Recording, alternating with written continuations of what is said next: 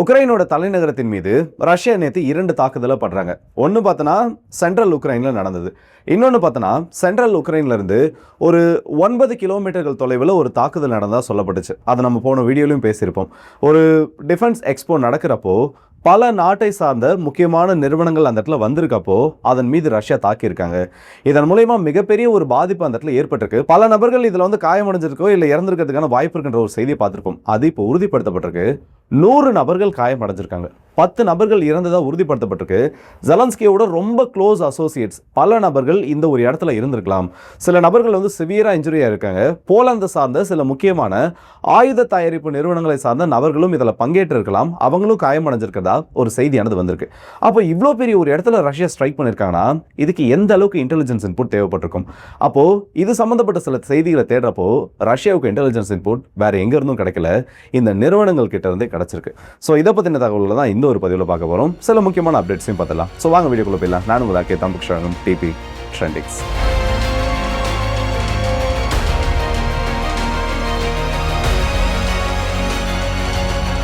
Armada drone company, இது உக்ரைனோட ரொம்ப முக்கியமான ஒரு வெப்பன்ஸ் மேனுஃபேக்சரிங் நிறுவனம்னு சொல்லலாம். இவங்க எதெல்லாம் தயாரிப்பாங்கன்னு பார்த்தோன்னா FPVன்னு அழைக்கக்கூடிய ஃபர்ஸ்ட் பர்சன் வியூ ட்ரோன்கள், அது மட்டும் இல்லாமல் ஃபைபர் ஆப்டிக் ட்ரோன்ஸ், மீடியம் கேட்டகரியில் வரக்கூடிய பேலோடு கொண்டு போயிட்டு, அதாவது ஒரு 50லேருந்து 60 கிலோகிராம் வரைக்கும் ஓவரால் பேலோடு இருக்கக்கூடிய அந்த ட்ரோன்களை உருவாக்குறதுல ரொம்ப சிறப்பு வாய்ந்த நிறுவனம்.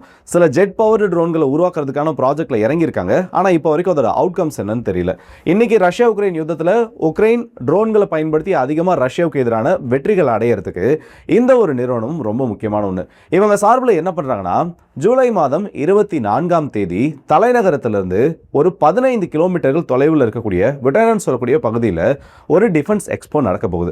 இந்த எக்ஸ்போ எதற்காகன்னு பார்த்தோன்னா, வெளிநாடுகளை சார்ந்த நிறுவனங்கள் இந்த ட்ரோன் தொழில்நுட்பத்தில் உக்ரைனுக்கு உதவுறதுக்கும் இவங்க தயாரித்து வச்சிருக்கக்கூடிய ஆயுதங்கள் வெளிநாடுகளுக்கு காமிக்கிறதுக்காகவும் ஒரு பெரிய ஒரு மீட்டிங் மாதிரி இது நடத்தப்படுது. இதற்கான அனௌன்ஸ்மெண்ட்டும் பண்ணப்படுது. ஆனால் இதை சரியாக கண்டுபிடிச்ச ரஷ்யா அந்த மீட்டிங் தொடங்கினது பார்த்தோன்னா காலையில் ஒரு 10 மணி வாக்கில் தொடங்கினதா, இல்லை அதுக்கு கொஞ்சம் முன்னாடி தொடங்கினதா சொல்கிறாங்க. தொடங்கி ஒரு அரை மணி நேரத்துக்குள்ள இந்த பில்டிங்கின் மீது ஸ்ட்ரைக் நடந்திருக்கு. இதுக்கு முன்னாடி வந்த டேட்டா எடுத்து பார்க்கிறப்போ 6 மிசைல்ஸ் ஃபயர் பண்ணப்பட்டிருக்கு. ஆனால் இப்போ கன்ஃபார்ம்டு டேட்டா மற்றும் விஷுவல்ஸை பார்க்குறப்போ மொத்தமாக 9 ஏவுகணைகள் இந்த இடத்துல தாக்குதல் நடத்ததா சொல்கிறாங்க. அதில் வந்து 4 ஏவுகணைகள் வரைக்கும் மேபி இன்டர்செப்ட் பண்ணப்பட்டிருக்கலாம். அதாவது உக்ரைன் சார்பில் நாங்கள் இன்டர்செப்ட் பண்ணிட்டோம் கிளைம் பண்ணுறாங்க. ஆனால் அதுக்கான விஷுவல் எவிடன்ஸ் இல்லை இன்டர்செப்ஷன் வீடியோ எதுவுமே இல்லை. ஸோ மோஸ்ட் ப்ராபப்ளி 9 ஏவுகணைகளில் அட்லீஸ்ட் 8வது இந்த இடத்துல இன்டர்செப்ஷன் பண்ணப்படாமல் டைரெக்டாக அது கீழே இம்பாக்டை ஏற்படுறதுக்கான வாய்ப்பு இருக்குது. அப்போது இதோட விளைவு என்னன்னு பார்த்தோன்னா, அந்த இடம், அந்த டிஃபென்ஸ் எக்ஸ்போ நடந்த அந்த ஒரு இடம், அதை சுற்றி இருக்கக்கூடிய 44 வீடுகள் அழிக்கப்பட்டிருக்கு. டேமேஜ் கிடையாது, அழிக்கப்பட்டிருக்கு. ஒரு கம்பேரிசனுக்காக பார்க்கணும்னா, ஸ்ட்ரைக் நடக்கிறதுக்கு முன்னாடி அது ஒரு சேட்டலைட் இமேஜ். இதற்கு அடுத்தபடியாக ஸ்ட்ரைக் நடந்ததுக்கு அப்புறமா அந்த இடம் எப்படி இருக்குன்னு ஆன் த கிரவுண்ட் வந்திருக்கக்கூடிய விஷுவல்ஸ். இதை பார்க்குறப்போ ஒரு ஹெவி டிஸ்ட்ரக்ஷன் ஏற்பட்டிருக்கிறது உங்களுக்கு தெளிவாக தெரியும். அண்ட் இதில் இன்னொரு முக்கியமான ஒரு விஷயம் என்னன்னா, எத்தனை கார்கள் டேமேஜ் பண்ணப்பட்டிருக்கு. ஓவரால் பார்த்தோன்னா ஒரு 50க்கும் அதிகமான கார்கள் டேமேஜ் பண்ணப்பட்டிருக்கலான்றது இப்போ செய்தியாக வந்திருக்கு. அப்போ இவ்வளோ பெரிய எக்ஸ்ப்ளோஷன், இவ்வளோ பெரிய பாதிப்புகள் ஏற்பட்டிருக்குன்னா வெறும் அந்த மிசைல் ஸ்ட்ரைக்கில் மட்டும் இந்த பாதிப்பு ஏற்பட்டிருக்காது. செகண்டரி டெட்டனேஷன் அந்த இடத்துல நடக்கணும். செகண்டரி டெட்டனேஷன் நடக்கணும்னா ஒன்று அது ஆயுதங்கள் இருக்கக்கூடிய பகுதியாக இருக்கணும், அப்படி இல்லை ஆயுதங்களை சேகரித்து வச்சிருக்கக்கூடிய ஒரு பகுதியாக இருக்கணும். இப்போ அதற்கான பாசிபிலிட்டிஸ் என்னன்னு பார்ப்போம். அதுக்கு முன்னாடி இந்த உக்ரைனோட அந்த நிறுவனம் கிட்ட இருந்தால் இன்டெலிஜென்ஸ் இன்புட் கிடைச்சிருக்குன்னு சொன்னால அதற்கான விளக்கத்தை கொடுத்துட்றேன். என்னன்னா, நாமடன் சொல்லக்கூடிய நிறுவனம் இதை பெரிய அளவில் வெளியில் பப்ளிக்காக அனௌன்ஸ் பண்ணியிருக்காங்க. அவங்க பண்ண பெரிய ஒரு தவறு இதுதான். சோஷியல் மீடியாவில் அட்வர்டைஸ் பண்ணியிருக்காங்க, டைமிங் மென்ஷன் பண்ணியிருக்காங்க, எந்த இடத்துல நடக்க போகுதுன்னு மென்ஷன் பண்ணியிருக்காங்க, முக்கியமான சிறு நிறுவனங்கள் என்னெல்லாம் இதில் பங்கேற்க போகிறாங்கிறத அனௌன்ஸ் பண்ணியிருக்காங்க. எப்படி ஆக்கி இது எப்படி தப்பாகும்? ஒரு இடத்துல ஒரு நிகழ்வு நடக்குது, அதுவும் வியாபாரம் சம்மந்தப்பட்ட ஒரு நிகழ்வு நடக்குதுன்னா அது பப்ளிக் ஓப்பனாக இருக்கும். இப்போ கவர்மெண்ட் சார்பில் ஒரு நிகழ்வு நடத்தப்படுதுனாலும் அது பப்ளிக் ஓப்பன் தான். நீங்கள் வந்து போகலாம், உள்ள பாஸ் வாங்கலாம், உள்ள போய் விசிட் பண்ணலாம். அப்படி இருக்கப்போ அனௌன்ஸ் பண்ணுறது இது நார்மலான ஒரு விஷயம் தானே. இதில் என்ன தவறு? இதனால எப்படி ரஷ்யாவுக்கு அட்வான்டேஜ் கிடச்சிருக்குன்னு சொல்லி பல நபர்கள் யோசிக்கலாம். ஆக்சுவலாக இதுதான் அந்த நிறுவனம் பண்ண ஒரு பெரிய தவறு. இதை அவங்க தெரிஞ்சு பண்ணாங்களா இல்லை தெரியாமல் பண்ணாங்களான்னு தெரியல.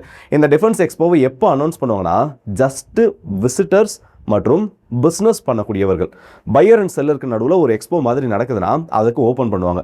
ஆனால் வெப்பன்ஸ், லைவ் வெப்பன்ஸ் அந்த இடத்துல டெமான்ஸ்ட்ரேட் பண்ணப்பட போகுது, அது சம்மந்தப்பட்ட டிஸ்கஷன்ஸ் நடக்குதுன்னா அது பற்றின அறிவிப்புகளோ இல்லை பொதுமக்களுக்கான அது ஒரு பார்வையோ அந்த இடத்துல கிடையாது. இப்போ உக்ரைனில் நடந்தது என்னன்னு பார்த்தோன்னா, லைவான வெப்பன்ஸை கொண்டு வந்து அதற்கான ஒரு எக்ஸ்போவை பண்ணியிருக்காங்க. கிட்டத்தட்ட பார்க்கணும்னா ஒரு ட்ரேட் மாதிரி. ஏன்பா இதெல்லாம் இருக்குது வாங்கிக்கிறீங்களா, அந்த மாதிரி ஒரு மார்க்கெட் மாதிரி அந்த ஒரு இடத்த மாற்றிருக்காங்க. இது ரஷ்யாவுக்கு ஒரு ஆடட் அட்வான்டேஜாக மாறிடுச்சு. இப்போது அந்த கார்கள் டேமேஜ் பண்ணப்பட்டுச்சுன்னு சொன்னல, தோராயமாக இந்த இடத்துல வந்து எவ்வளோ வெப்பன்ஸ் இருந்திருக்கலாம், இல்லை இவங்க கொண்டு வந்தக்கூடிய ஸ்டாக்ஸ், இல்லை அந்த பகுதி அந்த நிறுவனத்துக்கு சொந்தமாக இருக்கக்கூடிய அந்த ஒரு ஏரியாவில் இருக்கக்கூடிய சில முக்கியமான பகுதிகள், பிளாஸ்ட் ரேடியஸ்குள்ளே இருந்த பகுதிகளில் குறைஞ்சபட்சம் ஒரு 2.5 டன் அளவுக்காவது வெடிப்பொருட்கள் மற்றும் வெடிப்பொருட்கள் ஏந்திய ட்ரோன்கள், ஆயுதங்கள் ஏந்திய ட்ரோன்கள் இருந்திருக்கலாம். இது வெடிச்சு சதறினதுனால அந்த கட்டிடத்தோட ஒரு பக்கம் இருக்கக்கூடிய வீடுகள், அதை சுற்றி இருக்கக்கூடிய அந்த பகுதியில் இருக்கக்கூடிய வீடுகள் முற்றிலும் அழிக்கப்பட்டிருக்கு. இந்த பிளாஸ்ட் ரேடியஸ்னால அதற்கு ஆப்போசிட் சைடில் இருந்த சில வீடுகள் பாதிப்படைஞ்சிருக்கு. ஸோ ஒன் சைடடாக டேமேஜ் வந்திருக்கு. அதுவும் ஒரே சைடில் இந்த மொத்த பாதிப்புகள் ஏற்பட்டிருக்குன்னா ஒரு பெரிய குடவுன் அந்த இடத்துல இருந்திருக்கு. அது ஃபயர் ஆகி இந்த மிசைல் விழுந்து வெடிச்சதுக்கு அப்புறமா அதன் மூலமா ஃபயர் ஏற்பட்டு அதில் பெரிய ஒரு டேமேஜ் உருவாயிருக்கு. அப்போது வெப்பன்ஸ் எக்ஸ்போ நடந்திருக்கிறது உண்மை, அதில் இவ்வளோ டேமேஜ் வந்திருக்கிறது உண்மை. இது உக்ரைனுக்கு பெரிய பின்னடைவான்னு கேட்டனா கண்டிப்பாக பெரிய பின்னடைவு தான். காரணம், பப்ளிக்காக அதை அக்னாலேஜ் பண்ணியிருக்காங்க.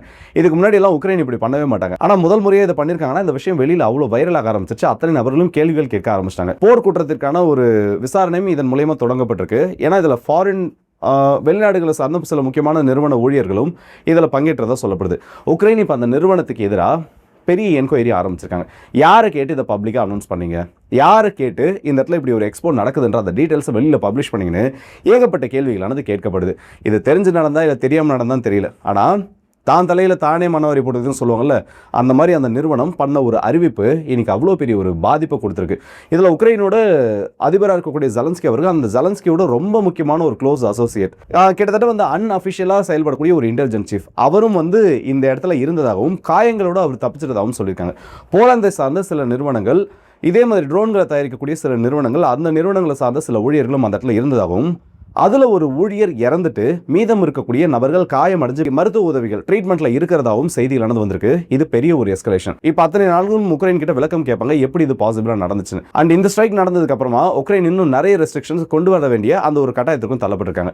சரி, அடுத்ததா என்ன நடந்திருக்கு? இன்னைக்கு ரஷ்யா உக்ரைன் யுத்தத்தில் பார்த்தோன்னா இது ஒரு பெரிய டாபிக். இது ஒரு பக்கம் போயிட்டு இருக்கப்போ கருங்கடல் அதை ஒட்டி இருக்கக்கூடிய அந்த மேரிடைம் காரிடர்ன்றதை ரஷ்யா ரொம்பவே கார்னர் பண்ண ஆரம்பிச்சிருக்காங்க.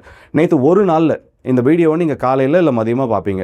அதற்கு முந்தைய நாள் காலையிலேருந்து இந்த வீடியோவை, அதாவது நான் இப்போ ஷூட் பண்ணிட்டு இருக்கப்போ மிட் நைட்டில் பண்ணிட்டுருக்கேன், இந்த டைம் வரைக்கும் ஒரு நாள் டைம் பீரியடில் 65 ட்ரோன் இன்சிடென்ட்ஸ் பதிவாயிருக்கு.